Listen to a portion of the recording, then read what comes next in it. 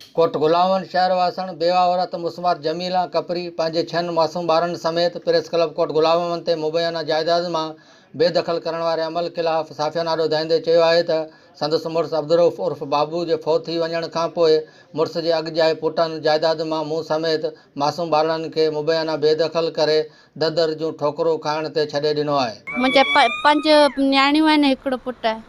मूंखे किराए जे कोन ॾींदा किराए 4-5 महीने जे किराए जे करे मूंखे घर मां माई कढी छॾियो ऐं ॿिए कंहिंजे घर में वेठी आहियां। असांजे किराए ते घर मुंहिंजे भाउ वारा ख़र्चा कोन था ॾियनि, मुंहिंजी अम्मा घरनि में कमु करे थी। हिन चयो त 3 महीननि खां किरायो न मिलण करे मालिक मकान जॻह मां पिणु कढे छॾियो आहे, जंहिं सबबि मूं समेत मासूम ॿारड़ा दरबदरी वारी ज़िंदगी गारे रहिया आहिनि। बेवा औरत ऐं संदसि मासूम ॿारनि सिंध हुकूमत ऐं आला इख़्तियारनि खे अपील कंदे घुर कई त नोटिस वठी खेनि इंसाफ़ ॾियारियो वञे। कैमरामैन शादिल ख़ासकेली हसन कहीम खानी सां गॾु जावेद कालरो, सन टीवी न्यूज़ कोट गुलाम अहमद।